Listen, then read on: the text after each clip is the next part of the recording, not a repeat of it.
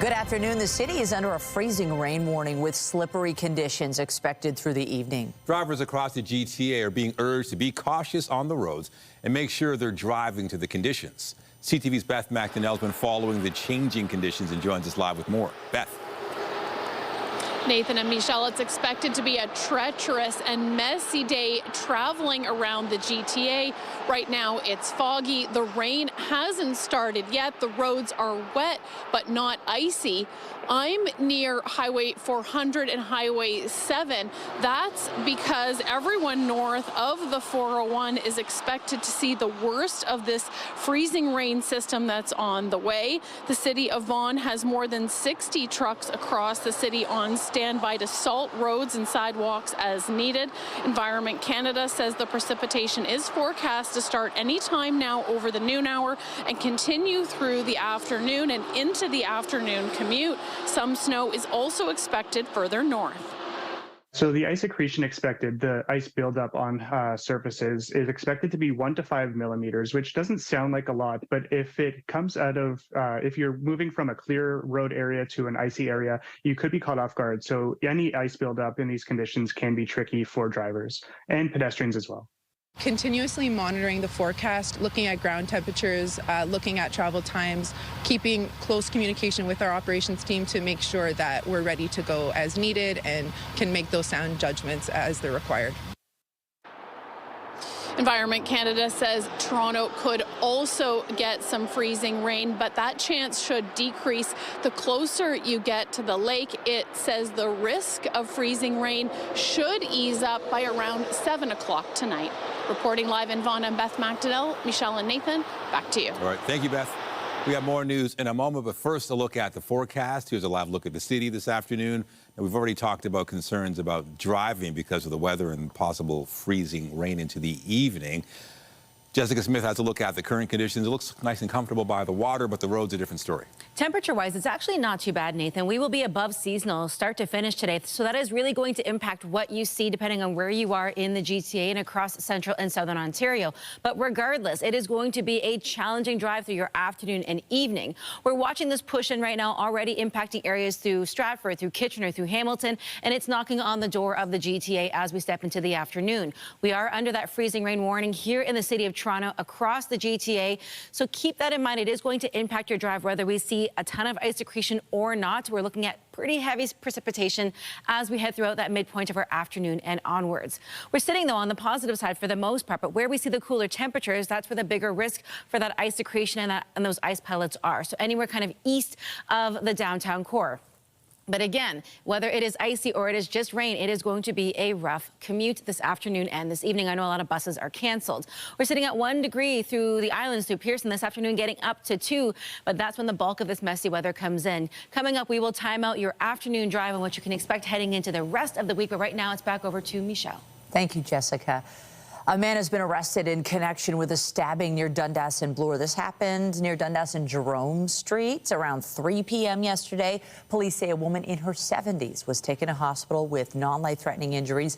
A man in his 70s was taken into custody. He was also treated for minor injuries. A woman is fighting for her life following a multi-vehicle crash in Brampton. Peel police say 3 vehicles collided near Torbram Rd and Countryside Drive just before 5 p.m. yesterday.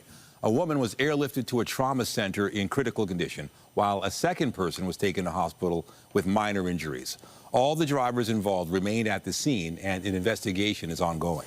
Meanwhile, emergency crews rescued a person trapped in a vehicle following a crash in North York. Police say 2 vehicles collided near Lawrence and Leslie around 4 p.m. yesterday, causing them to veer off the road and close to a ravine. Toronto fire crews had to extricate a man from one of the vehicles. He was taken to hospital with non-life-threatening injuries. The cause of this crash is under investigation. And one person has been arrested for impaired driving following a crash in North York overnight. It happened near Bayview and Ruth Avenue, south of Steeles. Police say no serious injuries were reported. Some lawyers say a new online portal intended to streamline access to Ontario's court system is instead creating new hurdles and unpredictable delays. The portal was launched in the fall to allow people to file documents, pay fees, and find virtual links for court hearings in non-criminal matters. However, lawyers say tasks that used to take a day or two, like scheduling a motion, can now take weeks. They also claim the portal is not completely synced with the Superior Court of Justice's mandatory document sharing platform and may not show every case a lawyer is participating in. Demonstrators gathered outside Queen's Park today calling on the Ford government to ensure victims of the IPRO Realty scandal are compensated. The scandal saw the now defunct company use millions from trust accounts meant to be used for realtor commissions. CTV's Queen's Park Bureau Chief Siobhan Morris has been following this story and joins us live with more. Siobhan. Well, this has been a difficult many months for the people that showed up to Queen's Park today. They say they've been having to make really difficult decisions in their home life, in their work life, because they just don't have money coming in the door. Some families say that they're out tens of thousands of dollars. Now, the government has promised to pay 50% of what they're owed, money that was held back or lost in trust. But they say that's not enough, that they deserve the 100% that they are still owed. We heard from some of the people that were affected. Here's what one of them had to say. How hard is it for us to make money in this market as a realtor? Very hard. There you go. And our families are suffering. Most of the realtors over here are full-time realtors. For past 9 months, we've been waiting for our money. And guess what happens? We submit the form, we submit all these documents, and after a few months they say, oh, we'll give you 50% first and final. Now, besides the money, these people say that they want accountability. They want justice and answers about how this was able to happen. The OPP launched an investigation back in September, but there are questions about why that wasn't a first step being taken when this all came to light last year. Reporting live outside Queen's Park, I'm Siobhan Morris. Nathan and Michelle, back to you. Thank you, Siobhan. Still to come, Venezuela is facing an uncertain future following the ouster of Nicolas Maduro. We'll have more on the issues facing the South American nation a little later in the newscast. But first, thousands of people have been forced from their homes on a Manitoba First Nation. A power outage impacted the community's water system, and it remains unclear when people will be able to return. CTV's Alex Karpop reports. This is reality for many living in Pimicikamak Cree Nation in northern Manitoba. Water can be seen flooding homes throughout the community. A downed power line left residents without power and heat in extremely cold conditions for 4 days, leaving the community's entire water system frozen, with some pipes even bursting as a result. Now over 4,000 people have been forced to evacuate, leaving many questioning when they can return home. The main concern right now for me is the water, because you need water to survive. Ellis McKay has been in Winnipeg for a week. He says he doesn't know what state his house is in. So I don't know what's going on in my house, really, because all of people I live with are here too. Pimicikamak Cree Nation Chief David Monias is calling for immediate help to assist with various emergency services. We were asking for carpenters, electricians, plumbers to try and come help us identify and assess what's required there. Some believe this situation was entirely preventable. This would never happen in the community down south, and our people up north have always been neglected, abandoned in times of crisis, and this is unfair that our people have to go through this. As for McKay, he now has one wish for the new year. Well, I hope that just, we get to go home soon. Federal Minister Rebecca Chartrand, Manitoba Premier Wab Kinew, and other provincial ministers are set to visit the community later this week to assess the damage left in the wake of the power outage. Alex Karpa, CTV News, Winnipeg. Prime Minister Mark Carney is taking part in high-level talks in Paris today, focused on a peace agreement to end the war in Ukraine. He says a major issue is how to provide security guarantees for Ukraine to protect against possible future attacks by Russia. There is a lot of momentum in this process, and that's why it's important. It's important that Canada's here. That's why I'm here, is because there's momentum, because that progress has been made, and it's important to, as I say, to finalize this key component a broader peace agreement. And Carney also met with the head of NATO, Mark Rutte, and praised him for his work to keep members united. From getting us all to step up and have resources for not just today, but in the medium term for the new threat environment, but also bringing that unique expertise and diplomacy and political skill that's helping to navigate incredible progress that has been made towards a just and lasting peace in Ukraine. Rutte also praised Canada for its ongoing commitment to Ukraine amid Russia's ongoing invasion. He also outlined support for Canada's work to protect the far north from military incursions. Venezuela's opposition leader, Maria Corina Machado, is praising U.S. President Donald Trump for the military raid that led to the capture of Nicolas Maduro. January 3rd will go down in history as the day justice defeated a tyranny. It's a milestone, and it's not only huge for the Venezuelan people and our future, I think it's a huge step for humanity, for freedom and human dignity. Machado making those comments during an interview with Fox News. She also called Maduro's removal a huge step towards a democratic transition for Venezuela. She ran against Maduro and won the primary election before being banned by the government. Machado was recently awarded the Nobel Peace Prize and says she plans to return to Venezuela as soon as possible. Meantime, Maduro and his wife appeared in a U.S. federal court yesterday, pleading not guilty to 4 charges, including narco-terrorism and cocaine importation. Speaking in Spanish, Maduro told the judge, quote, "I was captured at my home in Caracas, Venezuela. I am innocent. I am not guilty. I am still the president of my country," end quote. The next court date is set for March. CTV's Scott Hurst has been following this developing story, and he joins us live now with the latest. Scott, we heard from the Prime Minister this morning of Canada on the situation in Venezuela and his reaction to the potential impact on the Canadian oil industry. Michelle, Mark Carney made these comments in Paris earlier today as he is in France meeting with world leaders, mostly to talk about the future of Ukraine, but of course still lots of reaction to the significant and dramatic geopolitical ramifications of the U.S. operation in Venezuela ousting Nicolas Maduro. And the Prime Minister said ultimately the removal of what he called an illegitimate leader is welcome news and creates the possibility of a democratic transition, which is a positive step for the people of Venezuela. He was also asked about the potential impact on the Canadian oil and gas industry. As the U.S. president has been saying, he's pushing U.S. oil companies to invest in oil infrastructure in Venezuela to rebuild that part of the economy. Mark Carney saying he believes Canada has a competitive product, and he says that his government has been investing and pushing a lot to find new markets for Canadian oil and gas. Here's more from the Prime Minister.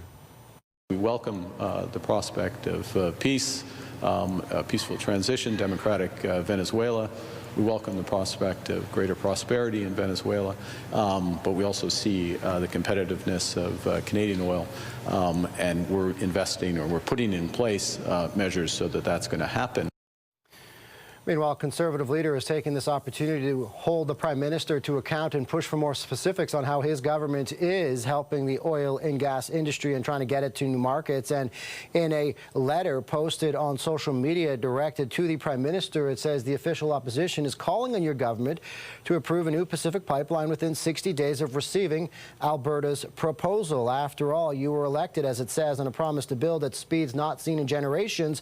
This is your opportunity to prove it. And he went on to say, we do not have time for bureaucratic games or symbolic signing ceremonies, referencing the memorandum of understanding that he did sign with Alberta Premier Danielle Smith, Michelle, late last year. Now, Canadians across the country have also been voicing their opinions, rallying since Maduro was captured. Walk us through the reaction. Well, the Trump administration ultimately is not backing down. The White House is claiming its actions are justified. There are, however, others in the international community arguing about the legality of the strike, and many at the United Nations have been condemning the U.S. operation. In terms of Venezuelans here in Canada, there are a lot of them expressing cautious optimism here in Canada and around the world. Many who have suffered themselves or have family members under the brutal regime are seeing this as a positive step. So there is hope for the future of the country, that the economy might be able to be rebuilt in a democratic process. But many ultimately, Michelle, are wary of a potential takeover of Venezuela by the U.S. government. So lots of questions, of course, in the immediacy about the operation of the U.S. and the strike on Venezuela and capturing Nicolas Maduro and bringing him to the U.S. to face the court system there, but also long-term, lots of questions about what this could mean for the future and rebuilding the economy in Venezuela. And the world is watching. CTV's Scott Hurst live for us in the National Newsroom. Thank you. Thanks, Michelle. Some Canadian travelers were disrupted by U.S. military action in Venezuela. CTV's Matt Gilmore spoke to passengers about the delays and the potential impact on their future travel plans. In advance of the United States' attack on Venezuela, the U.S. warned commercial airlines to avoid flying within 100 miles of Venezuelan airspace. Courtney Almeida was scheduled to fly home from Costa Rica on January 2nd, but when she got to the airport, it was chaos. It was crazy. People are just on the floor for 3.5, 4 hours, and then we're going to fly, and then it's delayed again, canceled again. So, yeah, at one point I was told to sleep on the floor of the airport. Almeida says she spent the entire next day waiting for the airline to sort through the backlog. Instead of a direct flight home to Toronto, she was eventually put on an overnight flight to Montreal. As of Monday afternoon, she'd been waiting over 36 hours for a connection. I was at the hotel last night. I've arrived here today, and I've already been told my flight is delayed. On Sunday, Donald Trump threatened further military intervention in neighboring Colombia and predicted the government in Cuba is on the verge of collapse. Canada has not issued any new travel advisories for the region, but over the weekend, Air Canada said it would allow customers flying to several Caribbean countries to change their destinations at no cost. In their case, it's a smart move because they have to get less people out of the country that if it gets shut down. Travel agent Catherine Villan says she expects some people will think twice about traveling south this winter, but says Cuba has always been a popular destination despite the political situation. People are pouring into Cuba even when there was no food and there was no toilet paper. I mean, that didn't seem to faze people in the slightest. They just packed it and went. Sunwing says it's monitoring the situation and at this time is not seeing any significant impact on bookings. At the Montreal airport, Quebecers destined for Cuba had no plans to cancel. Because I pay, I want to go to playas. No, I'm not worried about it. For Almeida, though, who has already been caught up in the fallout, it's not worth the risk. At one point, I honestly just started crying because I kind of felt like I'm never going to get home, you know? So I'm really hoping I don't have to miss a second day of work. Travel agents say this is a good reminder to make sure you have travel insurance, especially in these unpredictable times. Matt Gilmore, CTV News. Back in Paris, Canada's Prime Minister spoke with his Danish counterpart today, discussing Donald Trump's renewed comments about a U.S. takeover of Greenland. The future of Greenland and Denmark are decided solely by the people of Denmark. And Greenland. Several European leaders are offering the same message. They issued a statement today reaffirming the strategic, mineral-rich Arctic island belongs to its people. Greenland's prime minister says he will again ask the United States to seek a respectful dialogue. The island is a self-governing territory of the Kingdom of Denmark. Prime Minister Mark Carney offered his thoughts on Freeland accepting a new role as an economic advisor to Ukrainian President Volodymyr Zelensky once a ceasefire agreement is reached. There is real momentum. Nothing's assured, but there's real momentum in this peace process. And the security guarantees are incredibly important, but as is the reconstruction and the prosperity plan, and she'll be there to work on that. And look, we'll have a by-election. There'll be a few by-elections coming up, and we'll run great candidates, and the people in those ridings will decide who they want to send to Parliament. And CTV's Annie Bergeron Oliver has been following this story and joins us live from Ottawa. Annie, when is Freeland set to assume her new role? Hi, Nathan. Well, that's actually something that we don't know yet. There's a lot that we don't know about Chrystia Freeland's new role helping with Ukraine in this transformation. We don't know exactly when she's going to resign. She simply says she'll resign sometime in the coming weeks. And we don't know when this new role is going to begin. There's also very few details right now, Nathan, about what this new job looks like. We know that Zelensky praised her as somebody who's been a strong defender of Ukraine. He said that part of this role will include strengthening Ukraine's, quote, internal resilience. He talked about her ability to attract investment, and he said that she will help with Ukraine's economic transformation. We do know that she's going to be helping to bring together some international council of advisors to help Ukraine in this transition, but we don't yet know when this new role will start. And assuming she resigns from Parliament, what will this mean for the Liberals going forward? Well, we know she's going to resign from Parliament. She said that will happen in the coming weeks. We just don't know exactly when. First, what does it mean? Well, it means that there's going to be a by-election in University Rosedale. This is traditionally a very strong Liberal riding, so the Liberals do have a good chance of winning it again. However, in politics, there is never a guarantee and anything can happen. On the other side of things, from the federal government's perspective, it means that there's a little bit more math they have to do. They have to work a little bit harder to try to get their agenda passed. Right now, they're one seat shy of a majority government. Once Chrystia Freeland steps down, then they're going to be 2 seats away from getting their legislation passed. For example, there's a vote coming up in the near future on the budget implementation bill. So if Chrystia Freeland has resigned by the time this vote happens, the government will have to try to find 2 opposition MPs, whether that's in the NDP, whether that's with the Greens, potentially even the Bloc. They'll need to find 2 people at least who either want to support it or they need to find people who are going to abstain to help with their numbers. So it just makes the math a little bit more complicated here. You know, did you see this coming? Were you surprised by this? You know, I think that a lot of people have seen that Chrystia Freeland was sort of on her way out from politics. It wasn't that long ago, I believe back in September, maybe a bit earlier, that she stepped out of cabinet and decided that that's not where she wanted to be, that she was going to get this position as a special representative for Ukraine's reconstruction as a parliamentary secretary. And then, you know, back in November, she announced that she was taking a job at the Rhodes Trust, which runs the Rhodes Scholarship, and she would be moving to Oxford in England as of July 1st, so she would be leaving the country. So, you know, there are some signals that she has been moving out of cabinet. In terms of this specific role, I think a lot of people did not see it coming. However, that doesn't necessarily mean that it was a surprise. She has a long-standing relationship with Ukraine. She does have a long-standing relationship with Zelensky. And the role itself perhaps is a surprise, but a lot of people say she was a good fit. If we have time, I actually believe we have a clip from Mark Carney, the Prime Minister, talking about Chrystia Freeland and this new role. Did you ask her not to quit because of the minority parliament situation? No, absolutely not. First off, let me. As a member of parliament. Just to be clear. Ms. Freeland, Chrystia has served our country for well over a decade in a formal role as a parliamentarian, certainly in a number of ministerial posts, and served with great distinction. She was, I had her as my special envoy after she left cabinet for the Ukraine reconstruction. Judgment became her judgment that she could be more useful for that process as she was leaving, as she was retiring as a parliamentarian, as a direct advisor.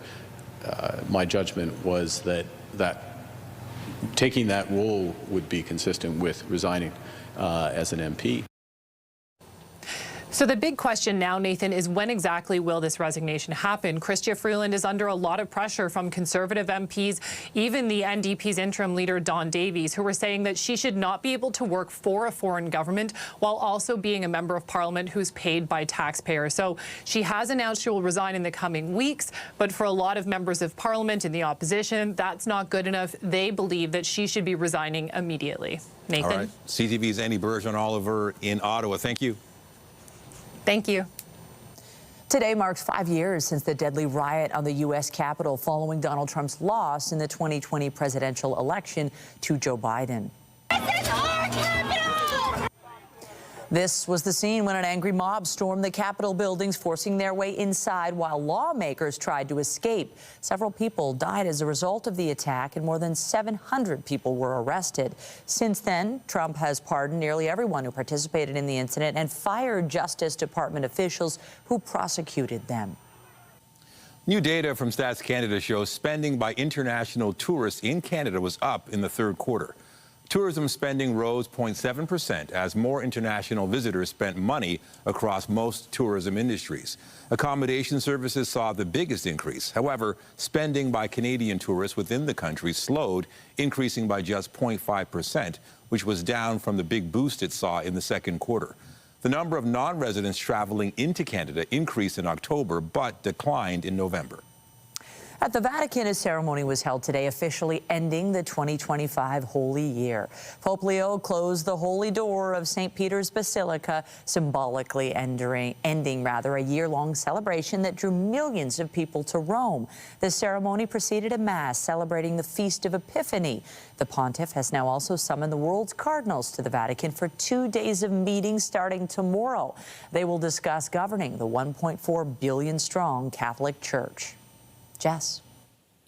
It is going to be a challenging commute home for many as we make our way through the afternoon, with a Colorado low settling in just in time for that drive for many. So give yourself some extra time. We see a little bit of everything: periods of snow, freezing rain, ice pellets, rain. It really will depend on where you are, but regardless, you have to drive safe.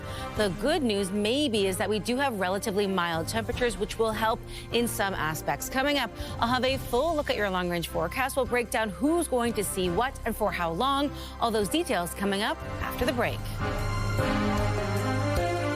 When you see it happen, send it to CTV News. Text 10400 from your screen to ours. Text 10400. Well, the Blue Jays are set to introduce their newest player this afternoon, Japanese star Kazuma Okamoto. He's the latest addition to the team in what's been a busy offseason following the Jays' World Series appearance last year. CTV's Rahim Ladani joins us live with reaction to Okamoto's signing and how fans are feeling. But obviously the Jays are thinking they want to get back to the World Series. Hey, Nathan. Yeah, they absolutely do. The Blue Jays are making one thing very clear during this offseason to both the fan base and to all of Major League Baseball. They are reloading with the hopes of getting back to the World Series, and they're willing to spend the money to help them get there. In about a half an hour from now, we are going to get introduced to the Jays' latest new signing, Japanese star Kazuma Okamoto. He signed a 4-year, $60 million deal, and he's a proven power hitter. He's hit more than 30 home runs in 6 straight seasons with the Yomiuri Giants in the Japanese League. And to add to that, he also plays first and third base. Now, the Jays fans, they're going to love hearing this. The 29-year-old is a player who should fit in great with the team's identity. He's known to be patient at the plate, wears pitchers down, and punishes any mistakes. Okamoto, as you mentioned, is the latest signing in what has been a very busy offseason for the Jays. They've already made big splashes in signing pitcher Dylan Cease to the richest pitching contract in franchise history. They've added to the bullpen. And remember Shane Bieber? Yes, well, he opted into his player option, so he'll be back pitching for the team for another season. Put it all together, and the Jays' rotation in bats, they've been bolstered. Now, already today, we are seeing a growing contingent of Japanese media here downtown for the press conference. And I want you to take a listen to what one of their reporters told me about what signing Okamoto will mean for the entire city of Toronto, as well as TSN's Matt Cause about the Jays offseason as a whole.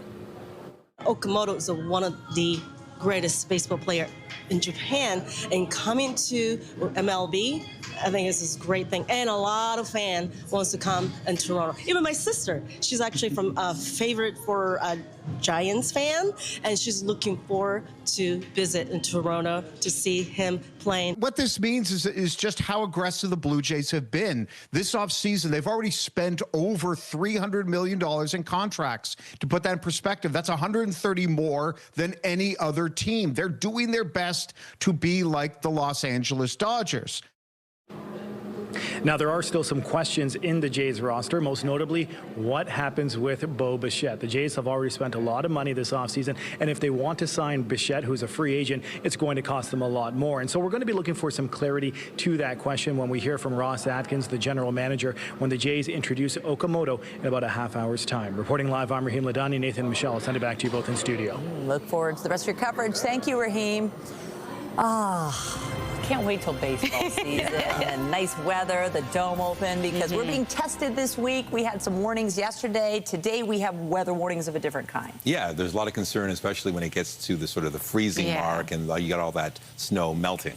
It is a weird kind of mix because we have really mild temperatures here in the GTA, and we're watching for this big system to come through. So it has me thinking and longing for the summer baseball weather. We will get there soon enough, but we have to really get through this stretch of weather first. And it is going to be a messy afternoon. So keep that in mind. I know a lot of buses were canceled, but you're still picking up, doing, moving, driving.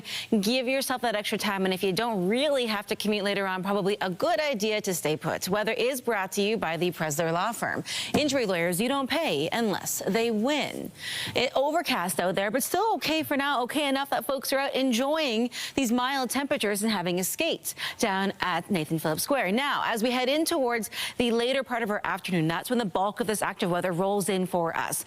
Because we are going through a relatively warmer air mass over the GTA, we're seeing quite a mixture. And then as we head further east, temperatures are significantly cooler. Right now, we're at +1, feeling like -2. We're at +1, the same through Windsor, but you get further east, anywhere kind of east of the GTA, and then you head out towards Ottawa, significantly colder. The same the further north you go. So as the system moves through that colder air, they're looking at more in the way of freezing rain, and that's where we have that potential for that 1 to 5 millimeters of ice accretion. Now, as we head in towards the rest of our day, at least temperature-wise, we're staying above that seasonal point. The same as we head in towards the evening, we should be at -9, and we will stay at +1, so that will help a little bit when it comes to the type of precipitation we are going to see. But nonetheless, it is a mess as we head throughout this second half of our day. So give yourself time on the roads and always drive according to the road and weather conditions. The good news is by the time we get to the commute tomorrow morning, a significantly different story. But again, those freezing rain warnings blanketing a large portion of the Golden Horseshoe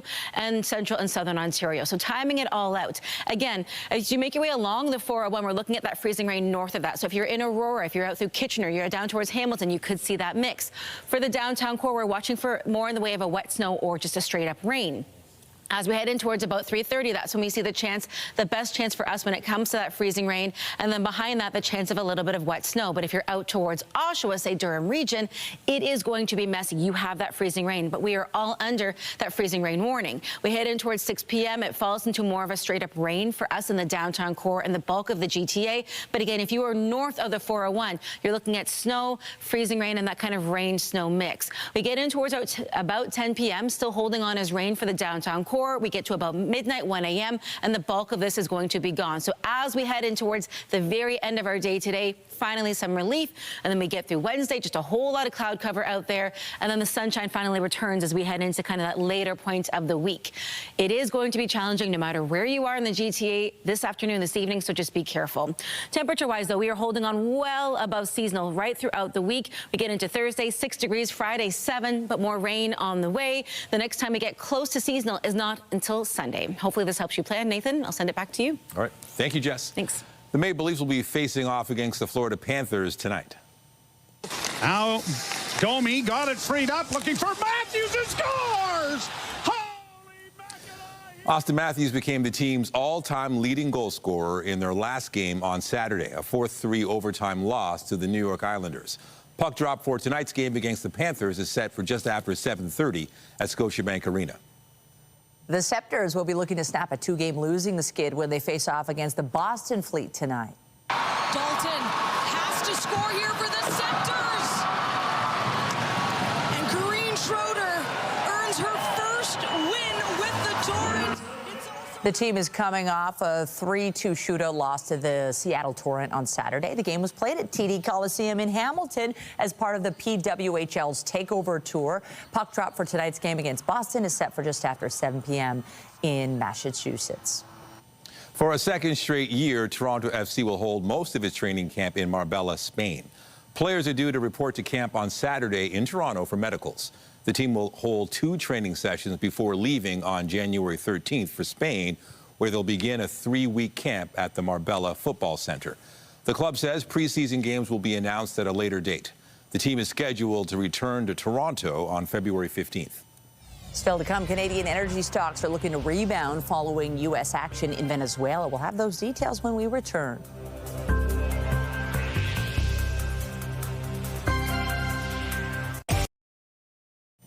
Ontario government employees are now expected back in the office 5 days a week, with Alberta set to introduce a similar mandate next month. However, public sector unions are already pushing back, saying there is no reason to change a system that is working fine. CTV's John Rao reports. Work-life balance. With a simple message, these Ontario government workers held a lunchtime protest to show just how they feel about the full-time return to the office. Frustrated because we were doing well working from home. These workers had been allowed to do their job from home 2 days a week, but among the tens of thousands of Ontario public service workers now required to be in the office 5 days a week as of today. It is frustrating. It is frustrating, yes. Some complaining there's not enough office space to accommodate all of the workers being back full-time.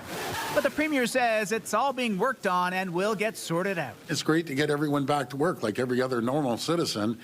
You know, you go out there and you show up 5 days a week. Ontario's civil servants aren't the only group to see an end to most hybrid work.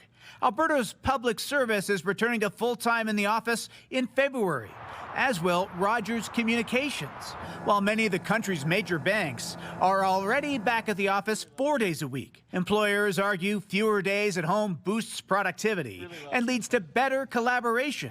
But critics disagree and say it leads to, among other things, more traffic congestion. There's a lot of resistance, and what we also see is that some of the best performers are likely to walk out and leave their jobs by being forced back into the office. Most federal government workers are required to be in the office at least 3 days a week, but Prime Minister Carney has said return to office rules are being looked at, with more details to come. As for commercial real estate firms, they're continuing to see a boost in demand for office space in cities like Montreal, Toronto, and Vancouver as more workers return to the office full-time.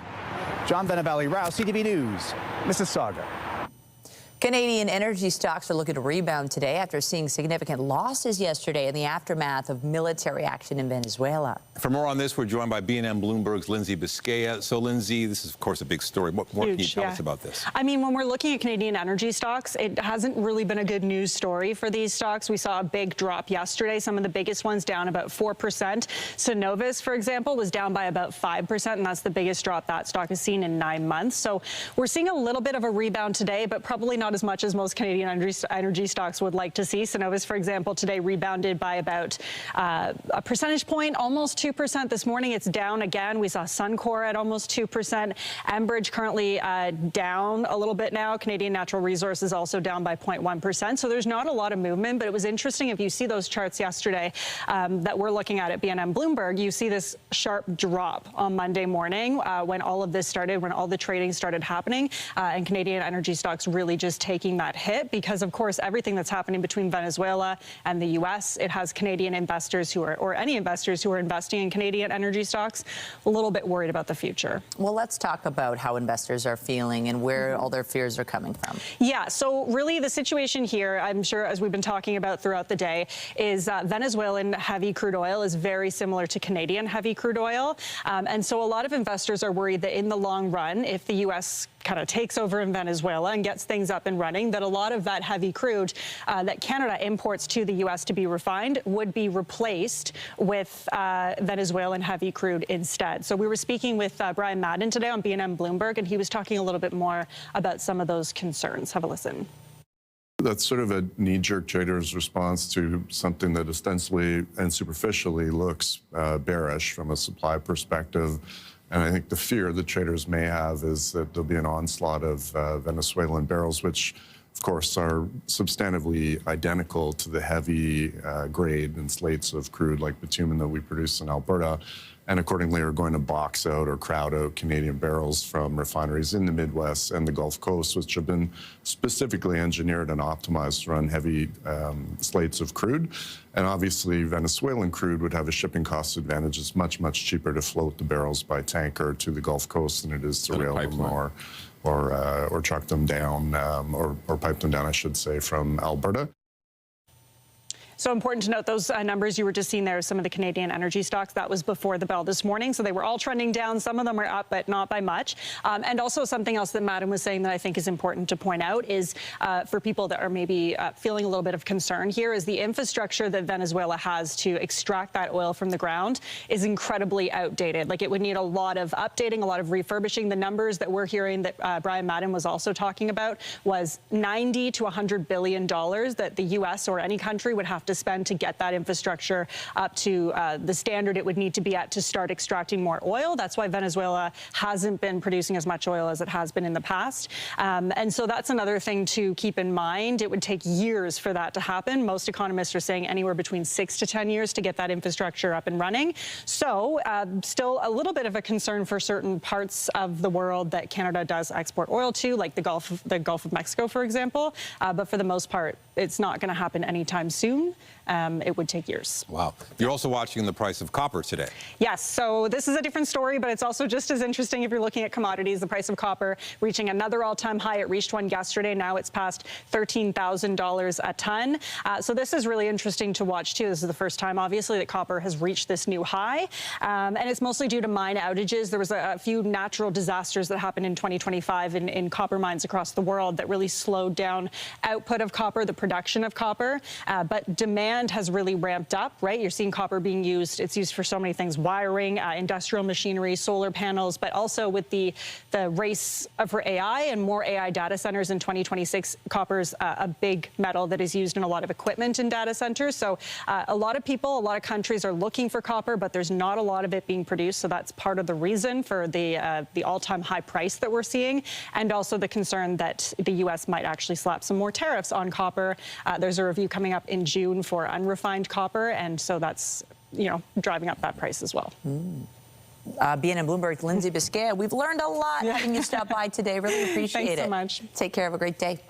And still to come on CTV News at noon, flu cases are on the rise around the world. We'll have more on continued calls for people to get their flu shots when we return.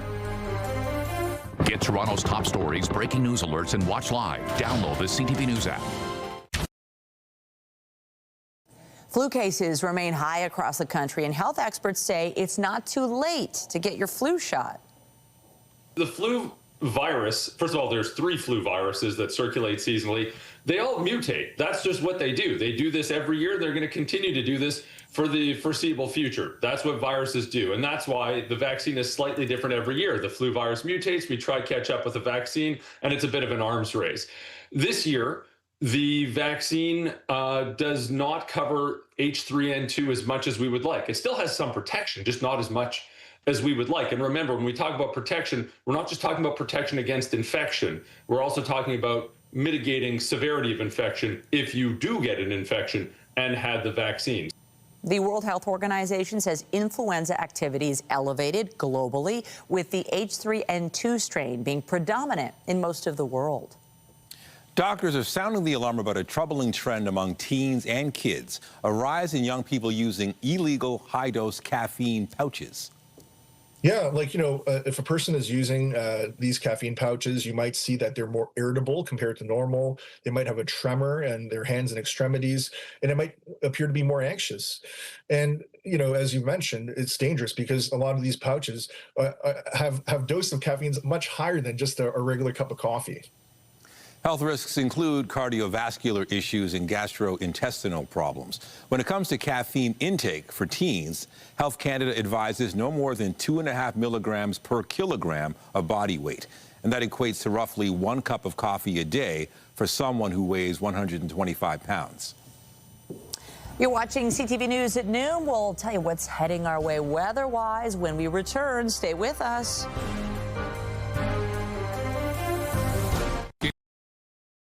A new champion has been crowned at the World Junior Hockey Championship. Sweden, the World Junior Champions in Minnesota. Sweden capturing their first gold medal since 2012, beating Czechia 4-2. This is the third time Sweden has won gold at this tournament. Meanwhile, Canada faced off against Finland for bronze after being beaten by Czechia in the semifinal. McKenna centers it. Here's Hayes with the backhand shot, ripping it down, rebound, score! Canada was able to beat Finland 6-3 to secure their place on the podium. The bronze is Canada's first medal at the tournament since winning gold in 2023. All right, we got some, I guess, mild weather ahead. Yeah, we are really heading into an above seasonal stretch. Unusual for this time of year, potentially up to 7-8 degrees by the time the week is all said and done. But before we get there, we have this freezing rain to contend with, the ice pellets, the rain, and the snow. We get a little bit of the variety pack of weather as we head throughout the day today, really for the GTA beginning now. So take care as you head out this afternoon if you are driving anywhere. Again, we are under that freezing rain warning here in the city, around the Golden Horseshoe, and the bulk of southern Ontario. So this is going to be kind of an all-day affair. It will transition over to more rain and then flurries overnight before fully moving out as we head in towards our day tomorrow, but we have to get there first. We are mild, though, +1 here in the city right now, feeling like -3. So as this system approaches and moves to that kind of slightly cooler air, that's where that chance of mixing takes place. But the good news is we do get a little warmer as we head into the afternoon and we transition to more of a straight-up rain. But the further north and east you go of the city, the cooler it is, and that's where that real tricky weather comes into play. So just be careful traveling anywhere today, even if it's on transit. If you're waiting for the bus or streetcar, just be mindful of your surroundings and the sidewalk. Temperature-wise, even warmer into the day tomorrow, warmer still on Thursday, and sunshine. It's been a while, right, since we've seen sunshine. We get it back for one day and one day only before rain and warmer weather moves in for the weekend. What is sunshine? What is sunshine? We'll take it. And that is CTV News at noon. Remember, you can get Toronto's breaking news all day long on CP24 and at ctvnewstoronto.ca. For Jessica Smith and the whole team here, have a pleasant afternoon. I'm Michelle Dubé. And I'm Nathan Downer. Be sure to join us later for CTV News at 5 and 6.